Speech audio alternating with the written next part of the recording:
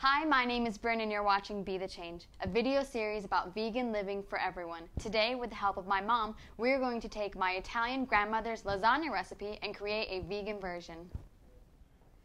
Alright, so we're with my mom Pam and she's going to talk to us about one of the most important ingredients in our lasagna, and that's the sauce. And the reason the sauce is so important is because it just permeates the entire product. So if you have a lousy sauce, you're going to have a lousy lasagna.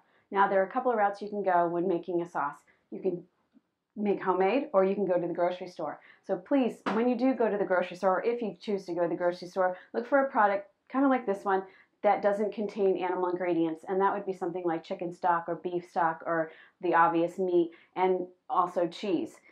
We make our own sauce, and it is based on Brynn's grandmother's recipe. Now, there are two things that I did change out of Irma's recipe, and that was her meat, which she used to put in hamburger, and she also used to use a chicken bouillon. I replaced that with vegetable bouillon, and I replaced the hamburger with the Boca scrambles.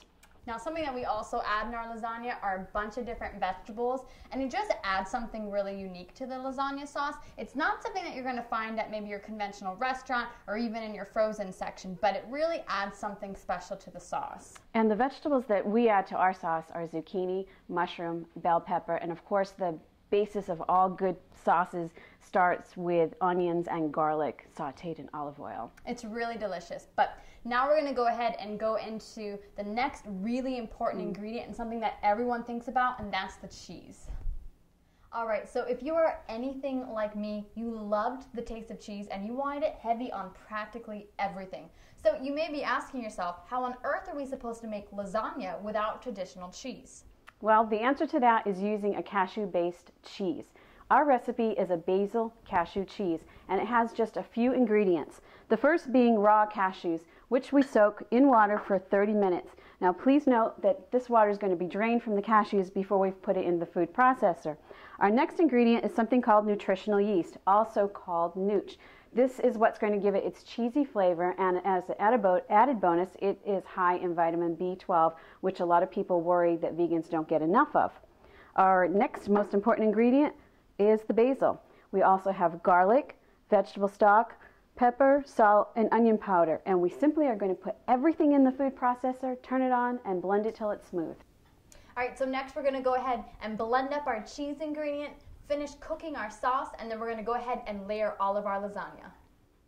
Now we're going to put together our lasagna, and the last ingredient we have are our noodles. It used to be, back in the day, we would hand make our pasta, which was great. We loved doing it. And then we discovered no-boil pre-made noodles. Now these are vegan, they have no eggs, which is often an ingredient in pasta.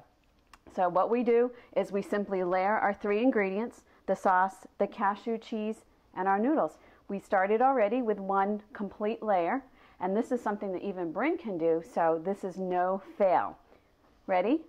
On to you. All right, so first sauce. That's right. Our last layer was the cheese. So just to kind of cover what we're doing layer-wise, we do the pasta sauce first, then we do a layer of the noodles, and then we do our cheese.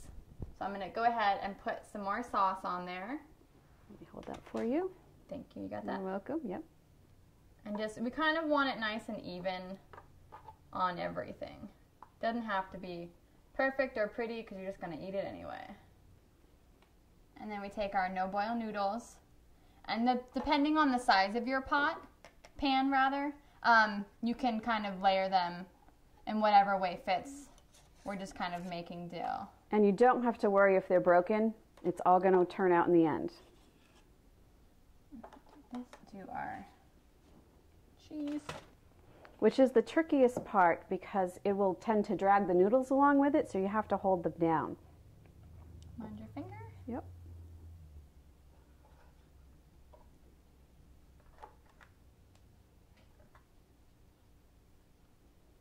Okay. All right, and then we're going to continue this until we have a full pan. So let's keep going, and we'll see you back when we're all done. We've covered the pan with aluminum foil and put it in an oven that's heated to 400 degrees Fahrenheit. We're going to let it go for about an hour and check on it. When it's hot and bubbly and steamy, we know it's good to go. If it isn't, we'll let it go a little bit longer. Remember, everyone's oven is different, so do check on your lasagna. Now, you can eat this tonight Or you can eat it tomorrow because everyone knows that lasagna is better the next day.